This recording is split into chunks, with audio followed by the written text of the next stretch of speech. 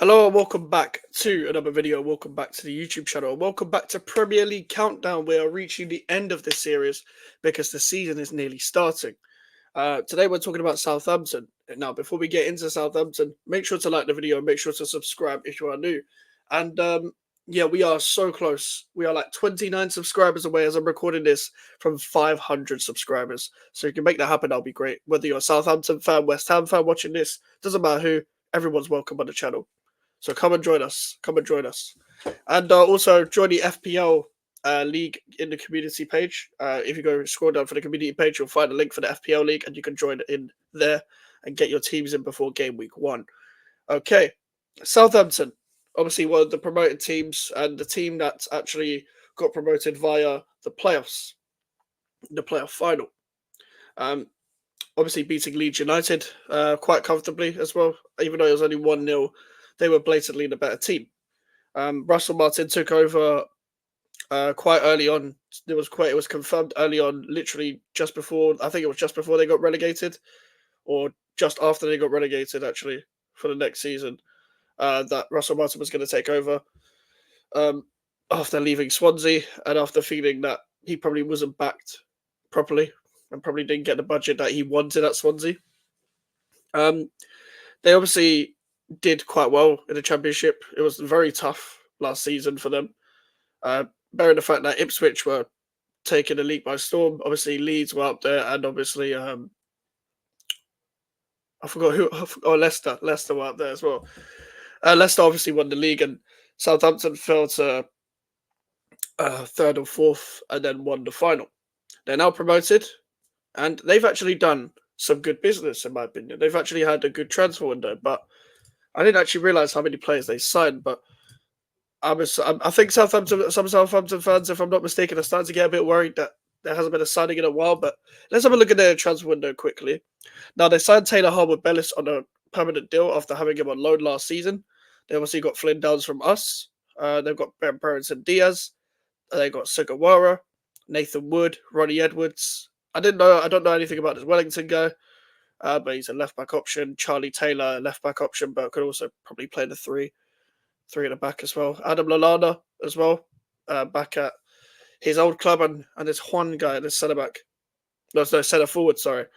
I want to know if that Juan guy is going to be, the guy who's going to step up to the Premier League quite well, because obviously they were interested in Liam Delap.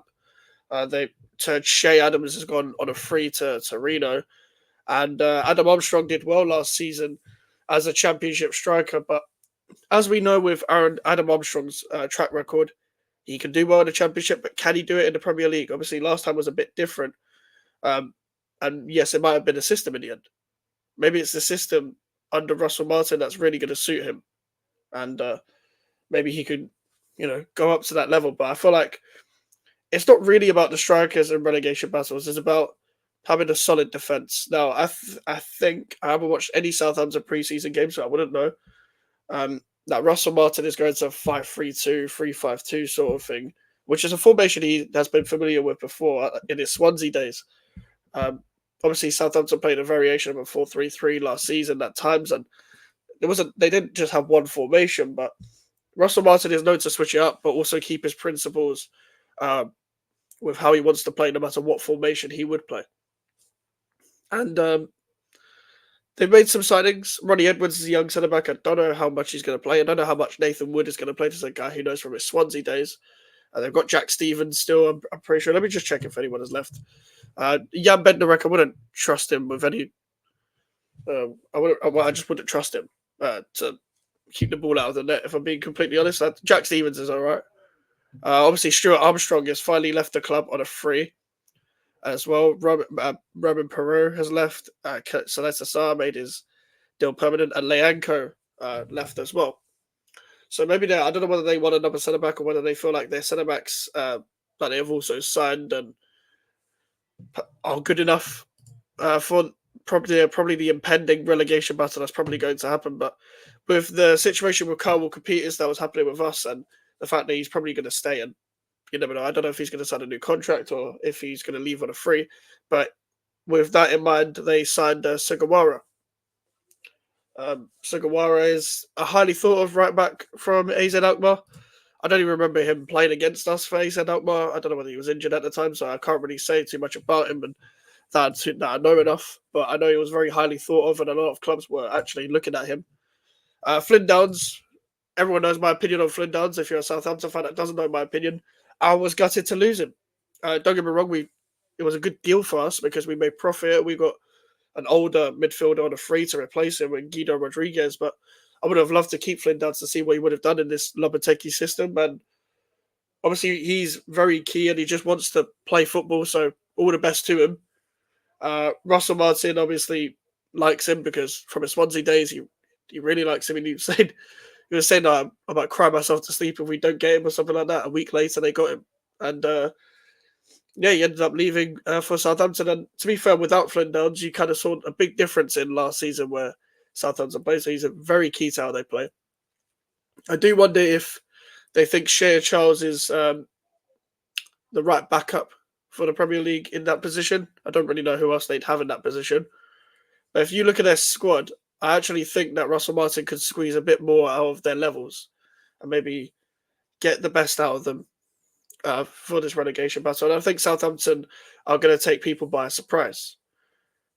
Overall, if you look at my Premier League predictions, you would already know that I have Southampton and Ipswich to survive. And I think Southampton are going to have them games where they're going to play out the back and they're going to give the ball away and it's going to turn into a turnover and they're going to concede goals. Don't get me wrong, but they're also going to do the opposite, where they play out the back and they play against people's presses. They get out of the press and they end up scoring some really good team goals against teams that you probably wouldn't expect. And I think people are going to be surprised about that.